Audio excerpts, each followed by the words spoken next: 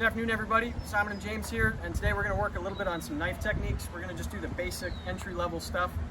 And before I like to teach the knife stuff, I also want to kick kind of a safety brief just to let you know the do's and don'ts of knife etiquette and how to work with knives. The first thing that you should always do is understand that in a knife fight, you're going to get cut. Unfortunately, if you're in that situation where it's kind of a last-ditch effort, you're gonna come out with some kind of cuts and scrapes and stuff like that, and basically these techniques are just to try to help you minimize that. So that's the most important thing that you need to understand when working with knives. And the second thing is there's a level of etiquette when you're training with your partner. What we do is when we pass the knife, we never just go, here, take my knife, and point it blade forward. Just like how you would never point a gun at anything you're not gonna shoot, you wouldn't point a knife at anything you're not gonna cut. So my assistant Garrett here, he's gonna come up.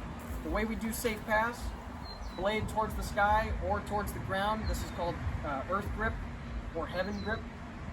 What we're going to do is we're going to interlock our fingers and pass the knife safely from one another. So whenever we're training, whenever we're giving the other person the knife, we always do it this way. Or you can flip it over and we can pass it and it still works. So that's the most important thing to worry about.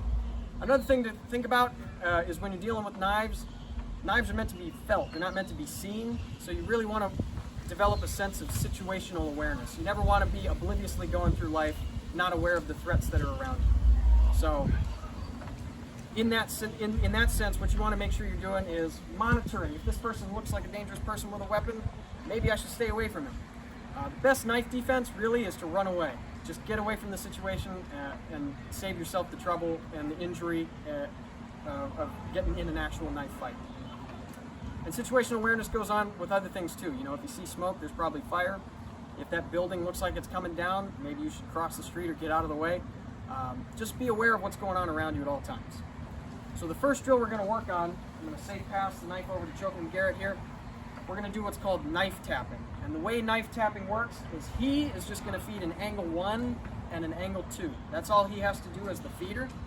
What I'm going to do is when he feeds that angle 1, my right hand is going to come up. I'm going to stop that knife with my forearm. And when I do this, I'm not just using my arm, I'm actually twisting my whole body. Actually, maybe you can see better here. Forearm makes the stop. I don't want to do this up here because my wrist bends. My forearm doesn't bend. So I'm stopping it here, and my free hand is covering my neck and face area. Then what's going to happen is I'm not going to bend at the waist, because if I bend at the waist, he'll slash my belly. Instead, what I'm going to do is I'm going to squat down and I'm going to ride his energy as he's pushing in.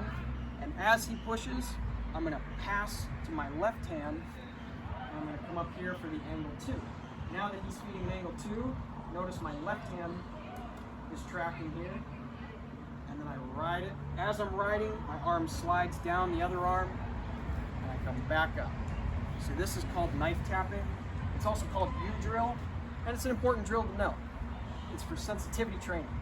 This kind of helps you monitor where the weapon's at all times. So the way you can train this with a partner is you go 10 per partner. So you go 1, 2, 3, 4, 5, all the way up to 10. The last thing we'll work on for the entry-level knife training is he's going to feed an angle 1. We're still using our knife tapping. Also note, I go up on the ball of my feet here to help pivot. The disarm for angle 1 looks like this. This is how you take the knife away. You're still doing the knife tapping, you're riding with your free hand all the way down your arm, and when you meet in the middle, you create kind of an X.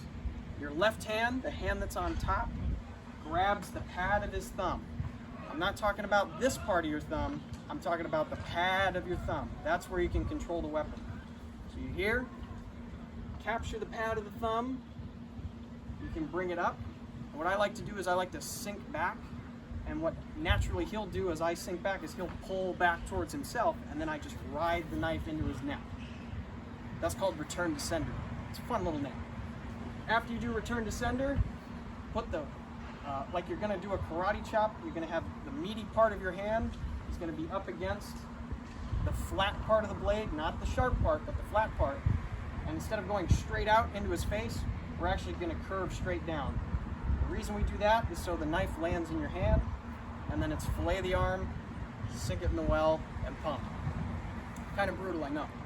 He feeds the angle 1 just to show it again. We're here. Grab the pad of the thumb, reset, sink back, thrust in if he gives you that energy, and then the thumb comes straight down, or the side of the hand rather, comes straight down. It should land in your hand, and thrust and kill. Do whatever you got to do to improvise. If the knife goes onto the ground, that's okay. You can still strike and fight and do all your cool Taekwondo stuff as well. Don't worry about the knife. Once it's out on the ground, it doesn't matter anymore. So the last part is angle 2. What we can do is we can start here, ride it through. Now he's feeding the angle 2, so we're going to get to the bottom here. I'm still capturing the thumb, but notice the blade is pointed straight down now. I capture the thumb. You're going to take your index finger and your thumb, the webbing in between. You're going to flip your hand over like this. And then what you can do is pull with your right hand, push with your left hand, and it'll fall right in. And you can ride the knife up into a kill area right here, right in his arm. So, angle 1, catch it with the forearm, ride the energy, grab, lands in your hand as you curl your hand straight down, sink it in the well and pump. For angle 2, catch it with the left hand. Again, this hand slides all the way down, grab the thumb. What you can do here is you can ram it back into him, return to sender that way. Flip the hand over, so it's palm up, push, thrust, and if you're really good, you get a cool little human shield and an arm bar if you really feel like hurting a person, but I like Garrett, so we're not going to do that. That's it for the knife disarms. The last thing I'll say is this drill here with the knife tapping, I would never expect you to actually do that in a knife fight. That's why it's a drill. It's to develop the sensitivity and for you to be able to see where the knife disarms are at. That'll do it for this one. I hope you enjoyed this video, and we'll try to get some more knife videos to you in the future. Thanks guys, we'll see you in the next one.